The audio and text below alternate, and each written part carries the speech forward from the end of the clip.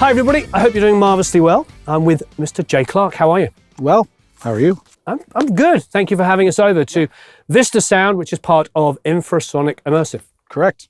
Meaning you, I suppose you do everything here. Do a little bit of everything, yeah. You write, record, and mix.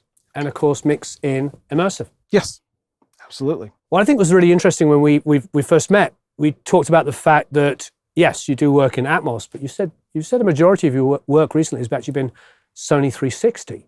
Yeah, I do. I would say it's like, at this point, it's like 80-20, Sony 360. And I actually like it. They're both very different. Sony 360, I think, it's more of a headphone platform where I still hear Atmos as being kind of speaker-based because the difference between the two isn't huge, but the difference between the room and the headphone in Sony 360 is pretty large.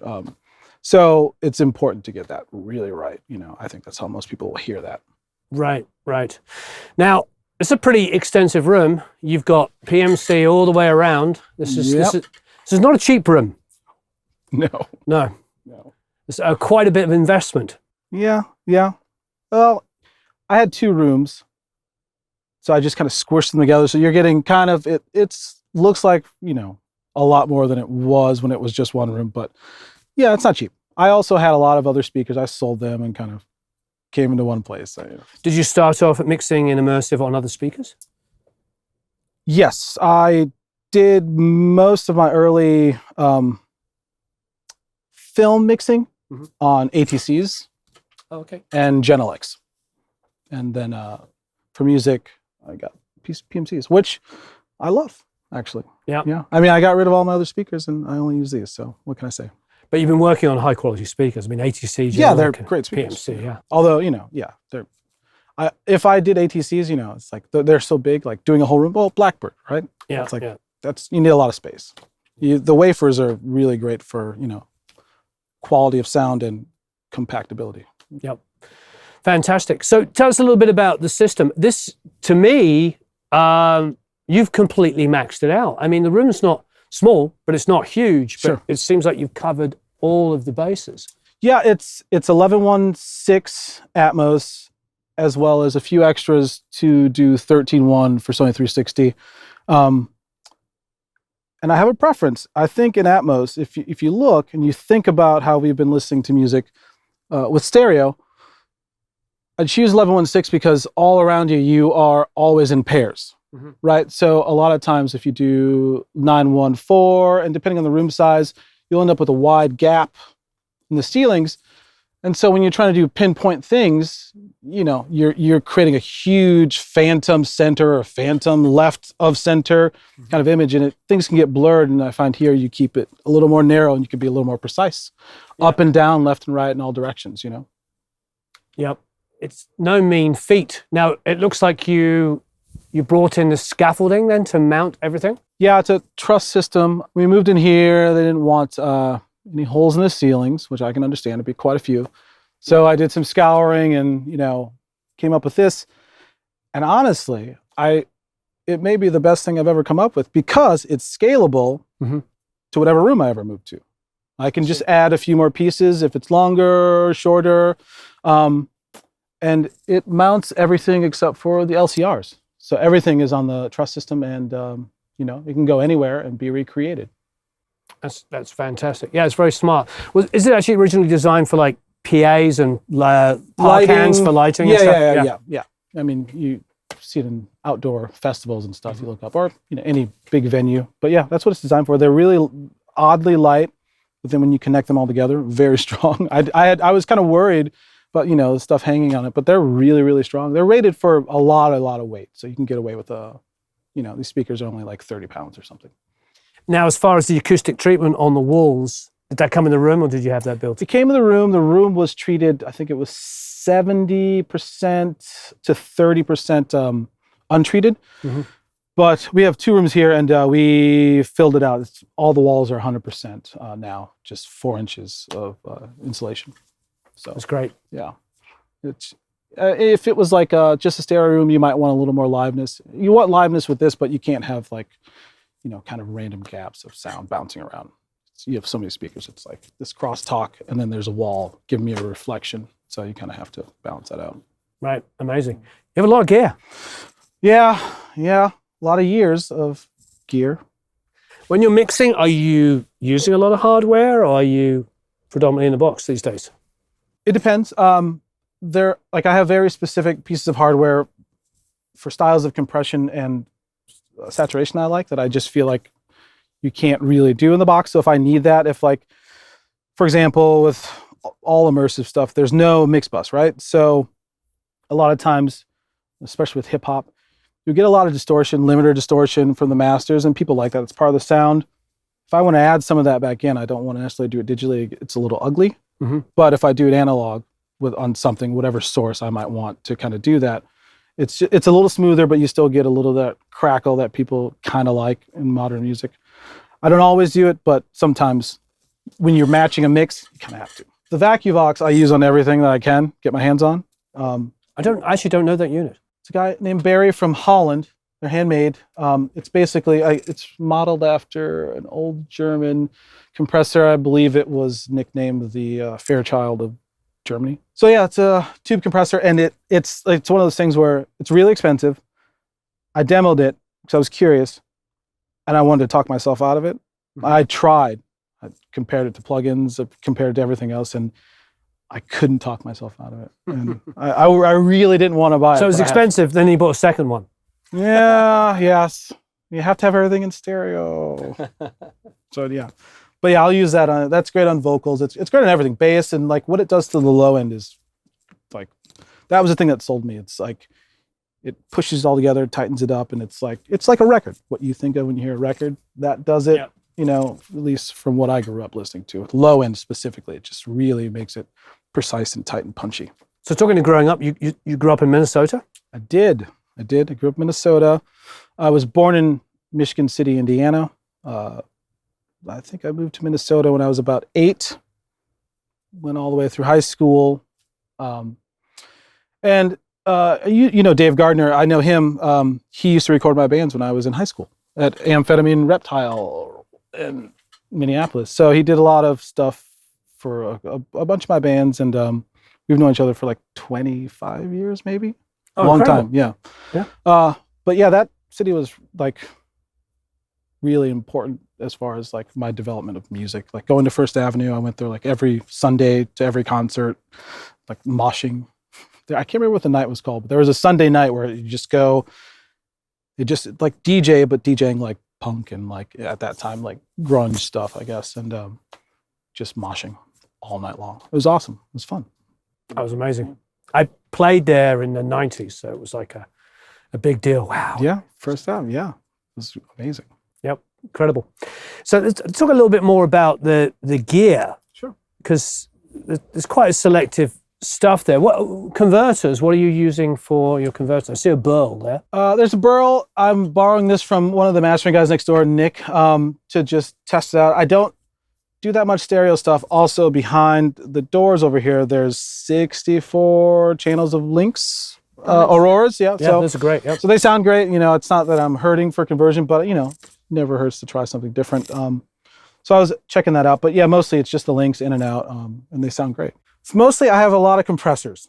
Right, I see that. And a lot of compressors that get dirty and gritty and kind of give you a thing that I like all the overstayer stuff. Mm-hmm. I know they've been around a while now, but it's still amazing. Every time I see one online, I think to myself, like the MAS, I think to myself, how many of those could I buy and actually use an Atmos? Like 128, maybe split in half. Like I get 64 of those, maybe. Like no, but because it's just like kind of like a line amp with a little squish to it. Like it'd be amazing to do that, but that'd be really expensive. So yeah, and then I see the UBK stuff. Yeah, I love that stuff. Clariphonic, it's kind of a classic. It's to me, it's a parallel EQ, and what it does. That's the only other thing I struggle with is like the really high highs in the box, and that just kind of makes everything silky. So if I want to brighten something up, but I'm afraid it might be too harsh, I'll use that. And then the compressors are the tweakers. They're like every compressor in one, With the sidechain control, you can do like a 2500, tilt EQ. There's also edge contour. It's just the high end, and you can get this thing, the attack on it, you can get it to like no transient comes through, none at all. You can just take everything out and just have a nice squishy, like on a room or something, just tuck it in the back. It's pretty insane. It's a toy box. That one's tricky because recall on it's a little hard, but it's fun. I usually just print stuff and, move on. That makes sense. Yeah. Let's see, Weiss Audio. I sold a bunch of stuff a long time ago because I was only doing stuff in the box. Mm-hmm. And then I got really interested in all the stuff that was coming out, like Better Maker, all the stuff that was recallable. That one is pretty amazing. It has a plug-in. It has a transformer that you can turn on and off, push into, and then back off the gain coming out of it. But overall, it just sounds great. It's like a SSL style. And that's kind of like, all the stuff that I have. The modular channel, that is like also. I've never used one. So. But so many people I admire use them, so I should. What is there? There's 3 paths, and you get EQ path with high pass, low pass filters, and then almost like a Pultec style thing in the middle section. And you have a clean path, and then you have a compressed path. That the compression on these things, they have this behavior knob, and I'm not 100% sure what it does, except for it makes things sound awesome. But it's kind of like the opposite of the UBK. It's you can make a source almost all transient. Not that you necessarily want to do that, but you might. You have some drums or something. I work with a lot of stems, so sometimes, however it's printed, I might need a little more, poke out of it, and something like that, where I'm not bringing up a bunch of room, but I can just punch it out. It's great for that. And it's all in parallel, and you have saturation in parallel, so you have all 3 of these, and you can balance them out. It's pretty amazing. And it's a mic pre as well. It accepts modular, so you can do like LFOs to sources and stuff. It's a pretty wild beast. Yeah. That's a lot of functionality. Yeah. Is that, what's that over on the far left? Top? Yeah. That is Decomp. That's Audioscape. I don't know if you heard of them. They do kind of clones, copies. And I was really curious one year, and I ordered that. I believe that's the Chandler TG1. Yeah, it looked like a Chandler to me, so I was wondering if that's what it was. And it sounds pretty much just like one. And it's affordable. I think it's like $1,200. It's really great, and it sounds amazing. So I would encourage people to check them out for sure. And what's that underneath? That is another overstayer. That's a saturator. And that's great. I use that in like kicks and snares. It's pretty good. It does a job. I bought it when I was kind of first starting out, when I was like interning at a place in Seattle. And it was like one of the first things I bought. I also bought, it's a funny story. There are 2 guys that own Microsoft. And one guy is a collector of vintage guitars and stuff. I can't remember his name right now. But I bought a couple pair of Lawson microphones from him, like 15 years ago. And they're pretty great. Lawson, I think they're still around, but they have heads that you can exchange. So they have like 251 and a FET head that you can put on as well. But yeah, they're all interchangeable. It's pretty cool. Yeah. But yeah, I bought that a long time ago. It does a thing. And then of course you got a lot of keyboards. For a man that says he's a drummer and a guitar player. Yeah. Well, I do a lot of composing for film and TV stuff. So this is, sound design stuff is what I use it for. The stuff on the top is electron stuff. It's the one on the far left is the analog 4. So it's like four mono synths in one. And anyone that's ever used their stuff knows that what you can do with it is pretty crazy. You can like program each step independently. So you can like open a filter on one step, and the next step close the filter. You can completely change the sound. And you can do that with all their stuff. You can, it's pretty, it's one of those things where you just kind of just tweak and you do stuff and you're like, what did I get? What do I got? And it's either good or bad, but usually it's pretty good. And the other one next to that is the analog rhythm. It's drum machine. It's kind of like, it starts out sounding like a kind of like a basic 808 drum machine sound. It's all analog, as well as sample playback capability on top of the analog channels. So you can put a sample on top of a kick drum or a snare or whatever, a clap. It's pretty versatile. You can put just samples in there if you want to, actually. It's pretty good. And then you can also do, they added a mono synth in that as well. So if you are like a techno guy or something, or you want to do like an acid bass line, you can do that in there with a little drum machine and kind of be a one-man show. It's pretty cool. It's fantastic. Then, of course, a Nord lead. Nord lead, the most loved and or hated, depending on what side you're on.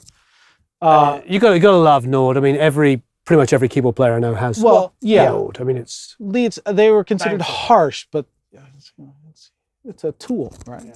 So I love that. It's old, and I still use it. I mean, you know, it's like I have a lot of new ones, but I still like that thing. It sounds kind of very, very unique, and it's fun to use. And that's another one that's multi-timbral. It's essentially 4 voices in one, so you know you can get a lot out of it. You know, and it has all independent outputs, so you just run everything and track it all at the same time. Have some fun. Great, yeah. Prophet 12. Prophet 12, yeah. Dave Smith, that thing is a complete monster. You put all the voices on and you detune them and you do a chord, and you don't need any other instruments because you can't fit them in there. It's like the hugest keyboard ever. And it's pretty awesome. It's a little old now. I think they just discontinued the keyboard one. Now they only have the rack, but it's it's still pretty great. Yeah, it's pretty great. I presume this is just your MIDI controller. Yeah, that's the MIDI controller. I do a lot of orchestral stuff, so that's when I'm doing that sort of stuff. You know, I have access to the range of instruments in one go, and then you know, a little MIDI controller for CC stuff, volume and velocity, whatever you program that thing however you want to. But yeah, it's that's basically just like a composing thing. Usually it's pulled in where you are, and I'm just like trapped by stuff, but I pushed it out. And then over here on the left, what's that? Sub 37. Yeah, that's the first one that they made a newer model called the Subsequent 37, which is cool, and it does has a modular output, so you can integrate it with modular. But that's, you know, it's all Moog, all analog. Sounds awesome. You look at it and you think, oh, little mono synth. It's not that whatever, but it's every time I put it in, I replace some sort of bass or put it on top. It's Moog. It fills out the low end like nothing else. You know, it's great. Pro 2 is kind of the little brother of the Prophet 12. It's 2-voice version of that essentially, but with a more complex step sequencer and a couple other little tricks. But the voices are the same, but the tweakability is a bit different. And obviously it's duophonic technically. So duophonic, yeah. And then what's at the very bottom there? So that is a C15. The guy that started Native Instruments on the left, I think he still has something to do with it. He designs some of the synth still. That's his company. They're all handmade. It looks it, yes. It's digital. I could not describe what that thing sounds like. It's one of those things where you get it and you start pushing and there's no sounds and you don't know what to do. And you look at the email and it says, did you want to do the 4-hour tutorial with the creator? And then you're like, absolutely. Yeah. And so you do that and you learn how to use it. And and once you do that, it's a very, there's nothing that sounds like it. It's very, very unique sounding. I love how it looks. It's in a wooden case, and it's all the buttons are identical. Yeah. There's no sliders, no faders, just buttons. Yep. And then you use the dial to turn those. But it's there's a learning curve for sure, but it's worth it. And there's still more. You've got, oh boy, was that Eurorack stuff over there? There's Eurorack stuff over there. I waited a long time to get into Eurorack. I was scared of the amount of money that people spend, you know. And it was like, I think maybe 3 years ago, I was working with a friend of mine. His band, they're called Youth Code, and he came over and like we worked on a couple songs and helped record and mix them. And he brought his modular case over, and I'd played with him before, but he was then leaving for tour. He's like, well, I'll just leave this here and you can play with it. So he left it there for a month. And by the time he came back to get it, I'd placed an order for a giant case because my rule is I fill that up and then I'm done. Once I fill it up, you've still got like you know, because I'm pacing myself. 60, 70% left there to fill in, you know? Pacing myself. Pacing myself. Get the right things. It's easy to just buy a bunch of stuff that you might not use. So I want to, you know, try things, and what works stays. What doesn't? I remember at Tom Hawkenberg's at Junkie XL's place, just had a wall Yes. of Euroracks. It was like, yeah, he sold a lot of that stuff. I think he sold most of it, yeah. Yeah, he did. Yeah. But yeah, there's some modular stuff. It's always about the low end for me, but you can't get like a pure sine wave out of that. Sounds completely different than a digital one, or even like an analog synth. It's very interesting. They can be a little harsh, I shouldn't say harsh, aggressive, but there's a depth of frequency that just seems like unrealistic in a lot of the modules that you can find. So you've got a pair of Auratones sitting over there. Yes. One thing I found mixing on really expensive speakers in the modern age is that I would get phone calls from people when they were checking things, and they were always on their phone, walking down the street. To say that the stuff that they picked out was not a big deal wouldn't be true, but in a hi-fi world, it wouldn't be a big deal. You're like, that's not, you shouldn't be listening to music like that. That's not what, you know. But so it became important that I check everything on those, and they're just, I put them off wherever. I don't want them directly at me, squish them together, and I just want to see what pokes out, what's too loud, what might be too harsh, especially if something's too bright on there, you'll really feel it. Or, yeah, they've been around forever, you know. But I will say, I have I think about when people used to only use those. Oh yeah. And it baffles me how they would, it doesn't, mixes will sound good. You make it sound good in there, it's the mid. But the low end is like either you just get rid of it or you ignore it. It's like if it's not, you know, it was interesting. I don't know how people did it. NS10s, so many speakers had little or no real low end. Yeah. You go back and listen to some of those mixes and you're like, whoa. There's no low end. They sound great, but you're like, yeah, there's no low end. Yeah, it's pretty crazy. I mean, back at a time when vinyl couldn't really support like 40 and below anyway, the groove would be too wide and the stylus would jump out. Exactly. Crazy, especially when they're trying to compact a lot of songs on one side. What is that hiding over there? What is that? Oh, Syntrix? Syntrix. That's another weird synth thing. It's a remake of old, I believe it was a synth teaching box. And so you see that grid, it was pins before, and that's a digital one. So now you take the two knobs and you connect sources to, you know, everything, and you just do it that way. It's really cool. It's it kind of mostly makes fart sounds, which can be fun. But it's one of those things like with a lot of stuff I do, it's like a drone. I just let a note run and then do like slow modulation stuff, and it works for that. It sounds great. Has a built-in spring reverb, speakers. Do you mic the speakers sometimes? No. If you use a spring reverb, it kind of feeds back. You can't. But it's fun to just like sometimes like go sit and drink some coffee in the kitchen and just twiddle, you know. Nice. See what sort of sounds you get today. Great. Yeah. So Jay, give us a little bit of breakdown what we have going on here in the world of immersive mixing. Well, we have 4 S1s and a dock. Yeah, well, you know, I would say if you're working in Pro Tools and you're doing immersive stuff, at least one S1 in a dock is probably the way to go because of the panning stuff. You can spill it out onto the faders. Once you get the hang of it, you know, you can do a lot. And it's some of that stuff drawing it in is a little too stiff, I think, you know, especially for all the movement you can do. So this can, you know, be a little more natural. Right. So I would definitely recommend that. And do you like having 4 because you like to just kind of see it all at once rather than? Well, so in my template, I have a lot of groups and packages. So like usually here will be all VCAs, kind of an overall God VCA, and then depending on what the stems are for a project or how I broke it out, groups, you know, and that'll just live there always. You can lock it to that one.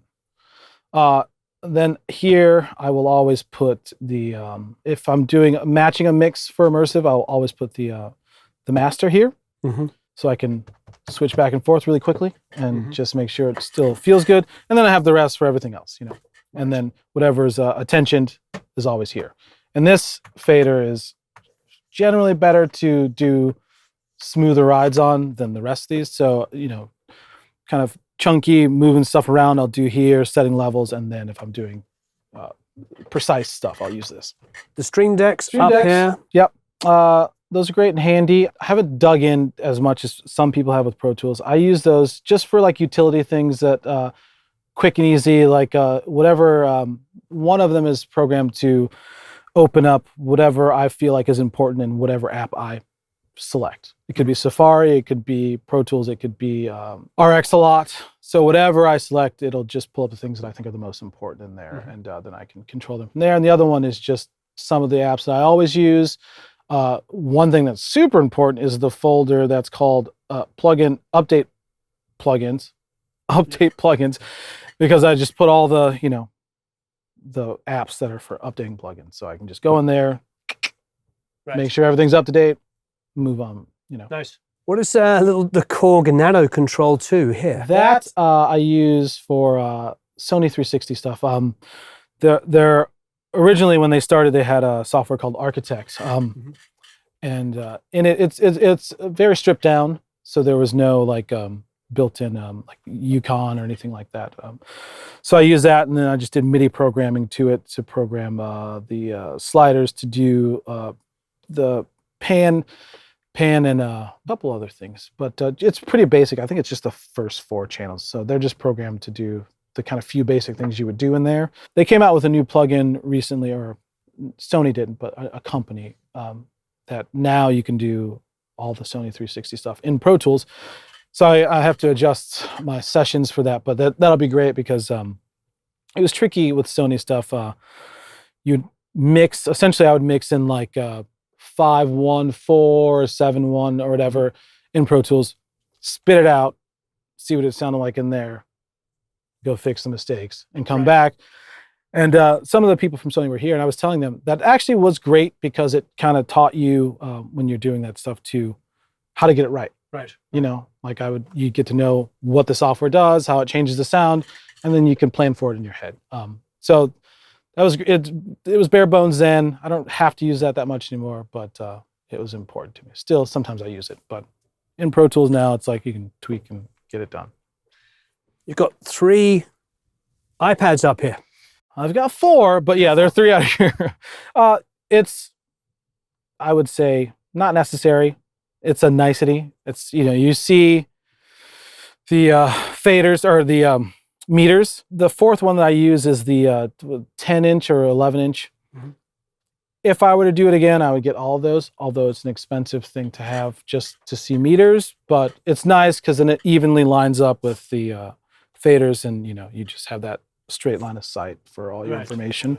This is a little small. You still get it all, but it's still good to see. You can spend less time looking around if you're just doing, you know, more kind of what I now call traditional mixing, which is really weird because a lot of people just like to draw stuff in, and I do draw stuff in, but another thing is with immersive stuff, no mix bus. No one can hide behind, you know, a little compression pushing everything down.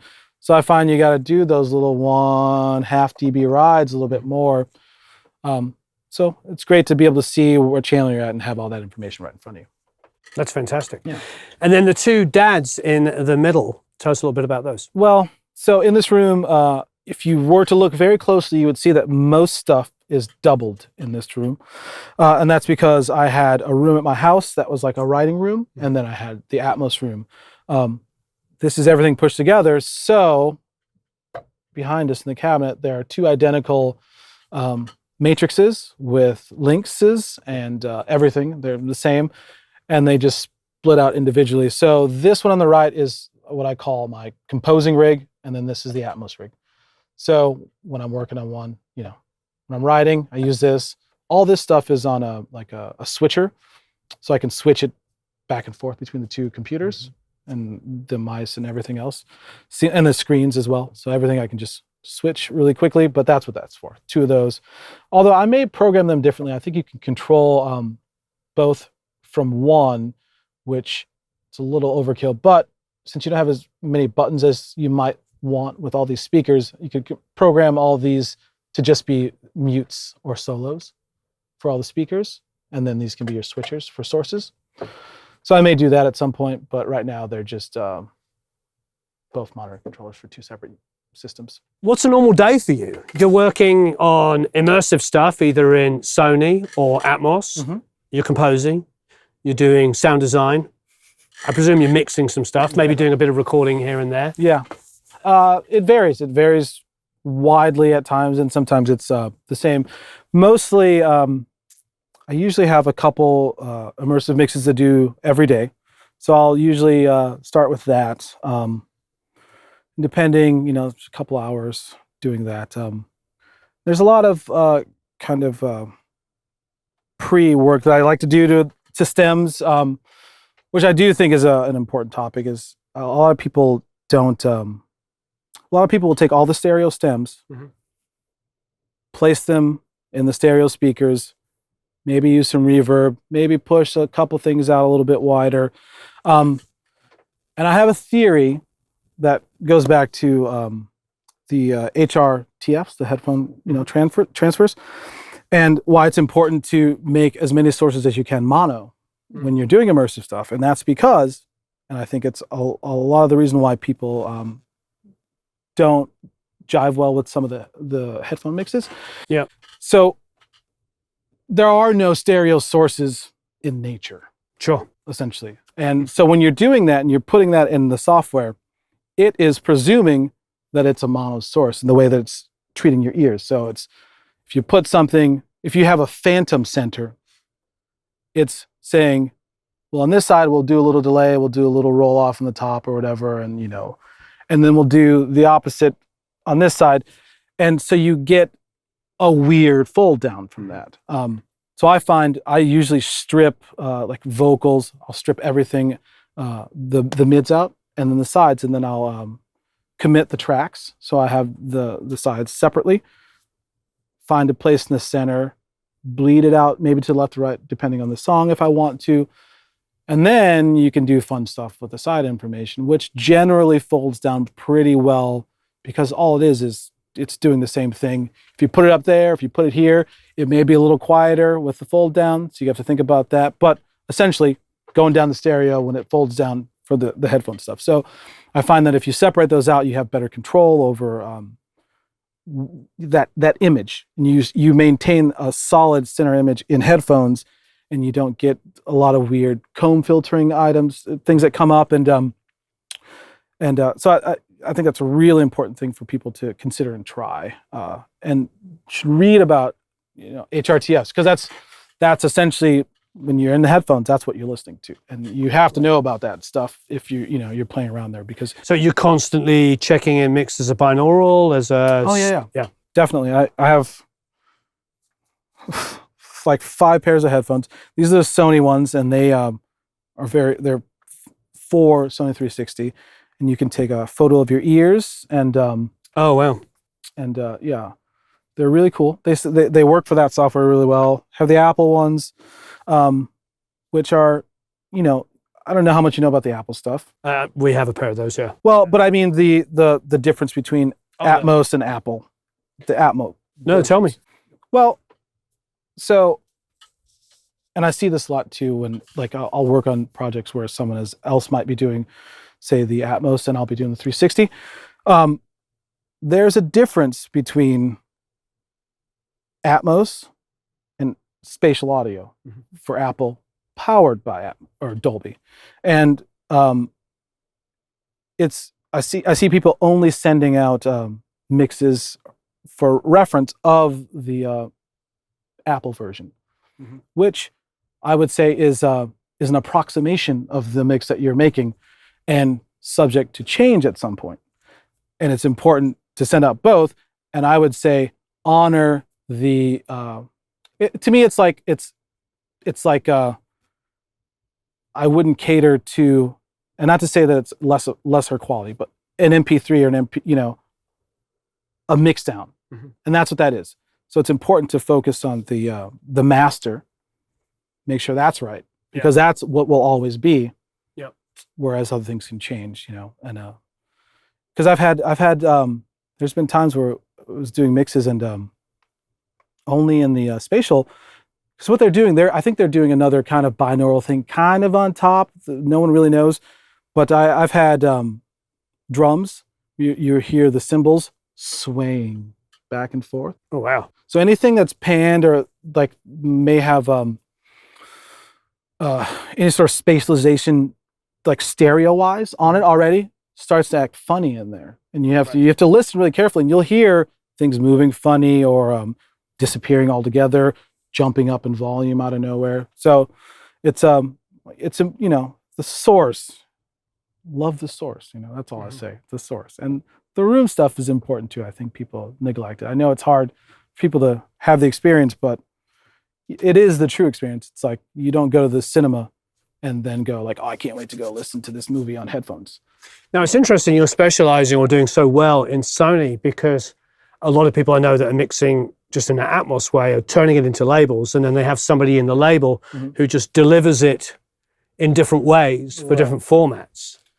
Yeah, well, ironically, this room, when we first put it together, we were talking with Sony. And so initially it was going to be just 13.1 Sony 360 room. And then my partner, Dave, at the time, and I talked about, I work a lot in post stuff, and I was like, well, maybe we should just throw a few more speakers in there so we have an Atmos capability. And so we were like, you know, that was like 2.5 years ago. We were always like kind of a step ahead. So I've been doing Sony stuff for almost 3 years, and there's been a learning curve, but like I gotten really good at it, and I know the way that it works and how it interacts with stuff, and not like this isn't like an ego thing, but I've gotten to the point where I used to get revisions. I no longer get revisions, and I'm happy because all I'm trying to do is match the mix, make it immersive and maybe slightly better, but I just want it to, you know, I want someone to be able to switch and go, oh, I feel that. So that's my only job, is to make, like, to honor the mix and the master, but blow it up in some way. And so I've found a place where I, you know, get these consistent results. And I'm glad, because it's you know, it's hard. It's hard. It takes time. Yep. So I like that. Honor the original. Makes a lot of sense. Yeah, it's important. Well, thanks ever so much for having us over. Thanks for coming over. This has been absolutely fantastic. Nice meeting you. So if you have any comments and questions, please leave them below. Thanks everybody for watching. So long, farewell, auf Wiedersehen, au revoir, adios, ciao. Goodbye.